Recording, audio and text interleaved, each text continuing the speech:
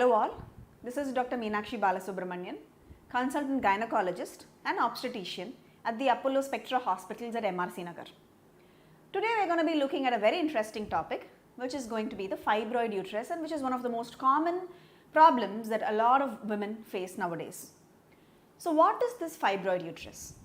These are non-cancerous growth that will come from the muscle wall of the uterus. Who commonly gets these?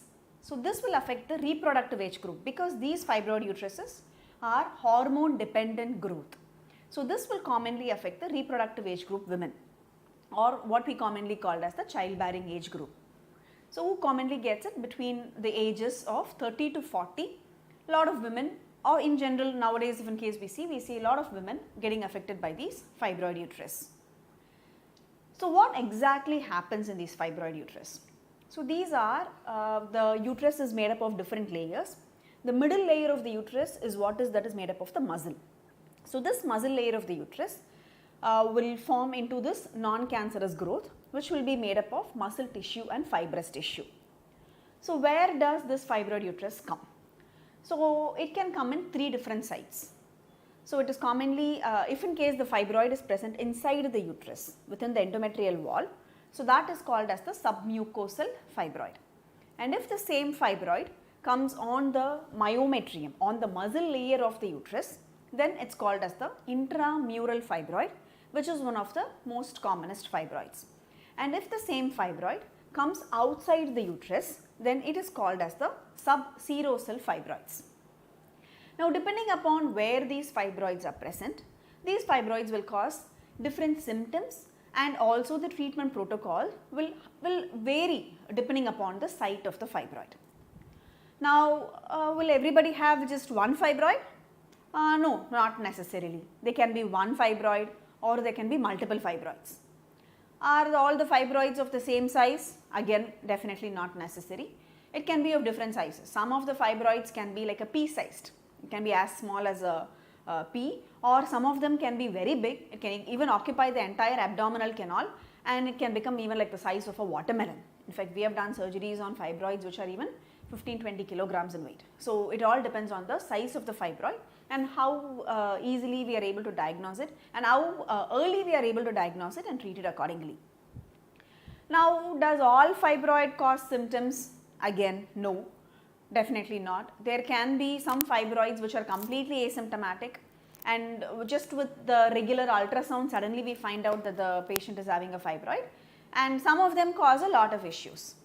And surprisingly what happens is, some fibroids which will be hardly the size of, like I said, can even be a pea sized or an amla sized fibroids, these fibroids will create more problems than the ones which are going to be very big. So we cannot exactly say that because some of them they ask, doctor, we have such a huge fibroid in our uterus, but then we are not having much of a symptom. That can also happen. So the size of the fibroid and the symptoms of the fibroid need not correlate exactly. Actually, what is more important would be the site of the fibroid rather than the size of the fibroid. Where this fibroid is becomes very important for the type of symptoms that these fibroids create. Okay, you have a fibroid. What are the common symptoms that these fibroids? So what would actually get the patient to come and meet the doctor? So the most common symptom would be an excessive bleeding during the periods, which we commonly called as menorrhagia.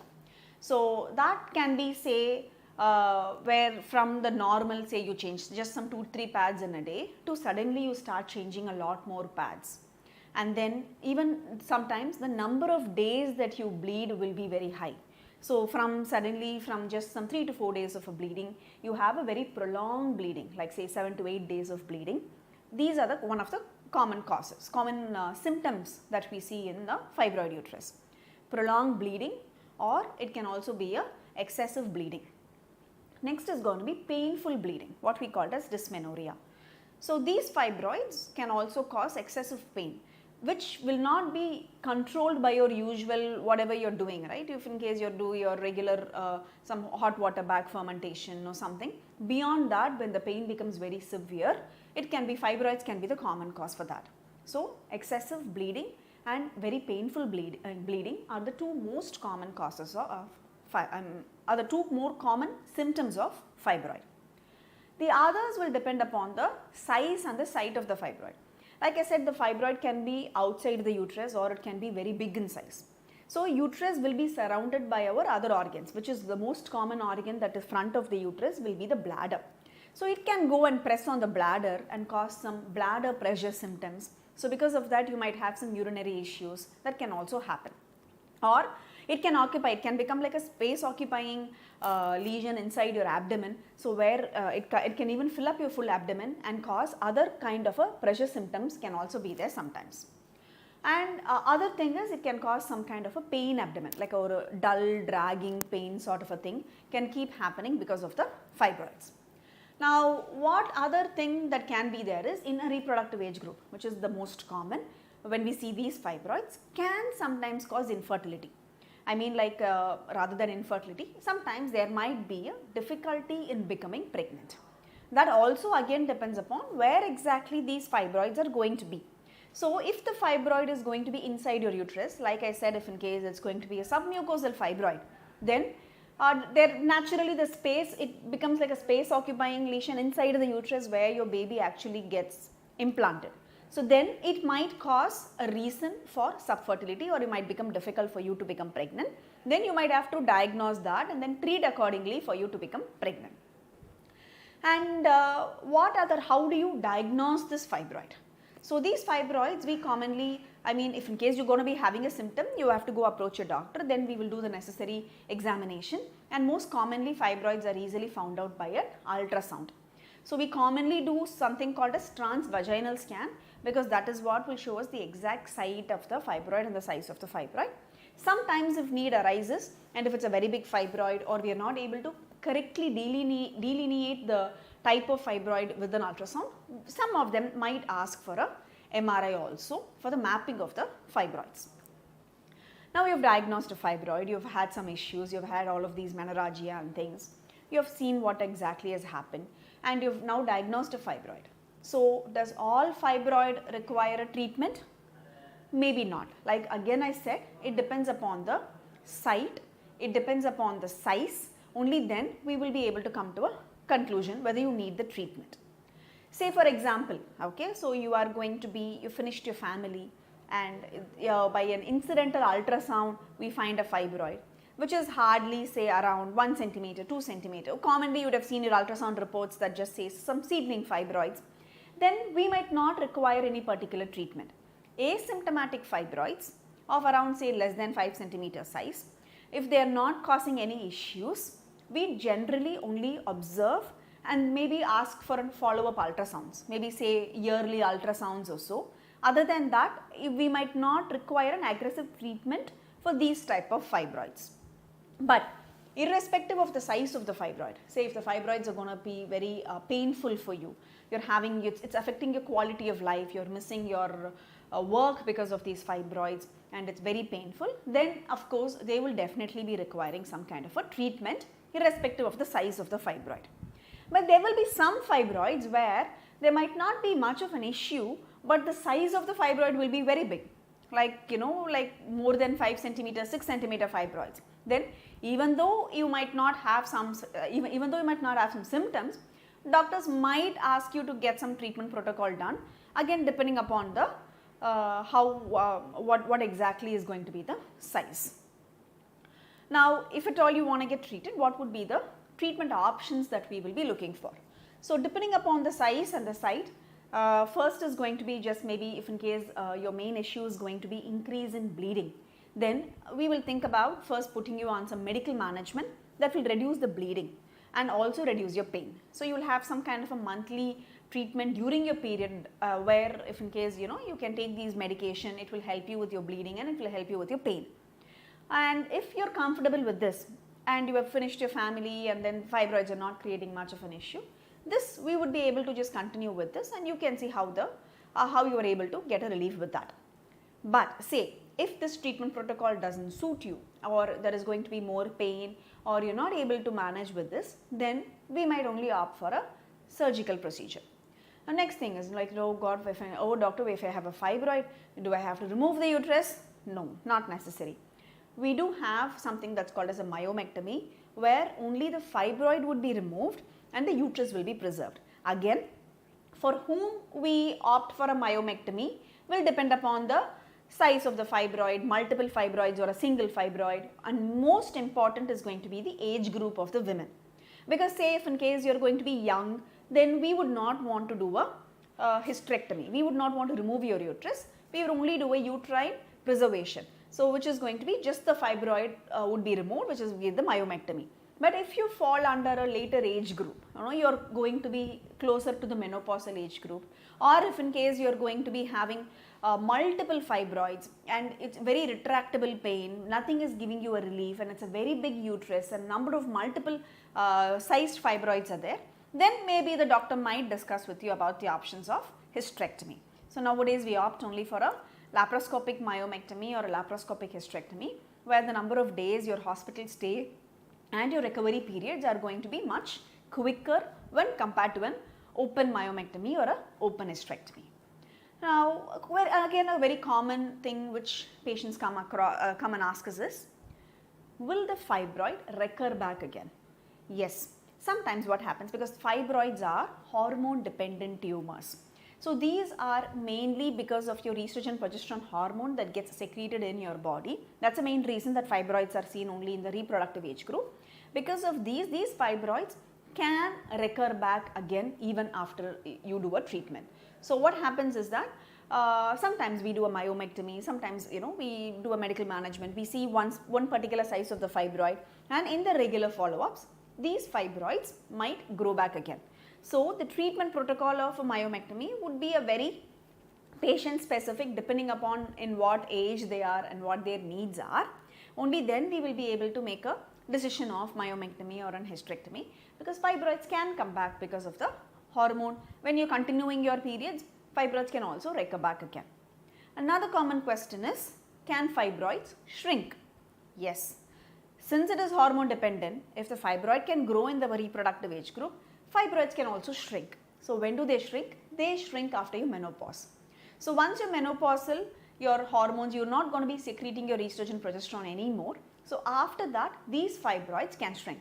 So if we see a menopausal woman with an ultrasound finding that says like 2 centimeter, 3 centimeter fibroid, and if in case she has not been having any issues because of those fibroids, we naturally don't tend to do any particular treatment, because as and when she is aging, since she does not have her estrogen progesterone anymore in her body, there is going to be a chance that these fibroids are going to shrink further and further and not cause any problem at all. And one other common thing that we all get to ask is, can we do anything that can change this course of the fibroid? Actually, these fibroids, and one more thing is, for that we need to understand what is the cause of the fibroid. Actually, there is no scientific thing on exact cause of the fibroids, but these fibroids can be because of genetics and hormones. Okay, so and it can also have a lot of hereditary component in it. So if in case you notice, you will have these close relatives, or you can say my mom had a fibroid, doctor, now again in an ultrasound I am starting to have one. Yes, it can come in hereditary. So if in case your close relatives that had a fibroid, there might be an increased chance of you having a fibroid also. But the exact cause of why this fibroid is produced, nobody knows. And what can you do that will prevent you from getting the fibroid? Not exactly anything much, but there are studies that show a healthy lifestyle, where you are having a healthy eating habits with lots of fruits and vegetables, and good physical activity is actually supposed to be detrimental for the growth of the fibroid. It will not make the fibroid grow that much. So healthy lifestyle is going to be something very, very important. So food that is going to be very rich in calorie content, and your all processed food, then very simple carbs and sugar rich foods, red meat, and very estrogen rich diet, all of these are supposed to increase the fibroid size. So you following a healthy lifestyle with lots of hydration, good amount of green leafy vegetables, and lots of fruits, antioxidant rich diet, with good physical activity, say at least around say 3 to 4 days of in a week of good physical activity, with abstinence from alcohol and smoking, all that will help you in not getting these fibroids. Or even if in case you have an asymptomatic say a small sized fibroids, all of these might help you in keeping the fibroid size in check and not become bigger. Now very again you can ask, doctor, if I have a fibroid, can I become pregnant? Yes. Again, like I said, the site of the fibroid, where exactly it is present, is something which is very important. So if the fibroid is going to be inside the uterus, then your doctor might say that you might have to remove the fibroid before getting pregnant, because it might affect the implantation of the baby. But if the fibroid is going to be intramural, like inside the muzzle of the uterus, depending upon the size of the fibroid, unless and otherwise the fibroid is very huge and it is pushing the endometrial cavity inside, it is distorting the cavity shape, only then we will opt for a myomectomy or a treatment of the fibroid before asking you to become pregnant. If it's a subserosal, if the fibroid is going to be outside the uterus, then we generally don't do anything at all. You can very well become pregnant. So what happens when you become pregnant with the fibroid uterus? So there might be a slight pain, increase in pain because of the fibroid, because there might be a lot, because pregnancy is a hypervascular state. You will be having a lot of blood supply to your uterus. Because of that, even these fibroids can have an increase in the blood supply, and because of that there might be some pain which can be again managed with say medical management.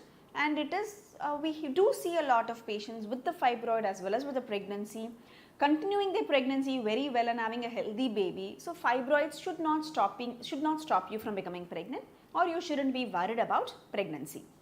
Or say if at all you're going to be undergoing a myomectomy because of some reason, you can either undergo an hysteroscopic myomectomy or a laparoscopic myomectomy, whatever that's going to be the surgery.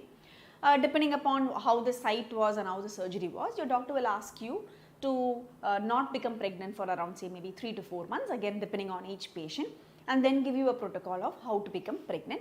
You can very well naturally become pregnant too after any of these surgeries. And again, one of the common things we ask is, if I have a fibroid, can I have a normal delivery? Yes, you can. That is very, again, the size and the number and the site and all of that is what will determine. Just because you have a fibroid doesn't mean your mode of delivery will be determined with just one factor of the, just with the fibroid. So again, the size of the fibroid. So if in case it's going to be a normal healthy pregnancy, fibroid should not stopping you from having a natural vaginal birth too. Now, are there kind of a medical management for the fibroid?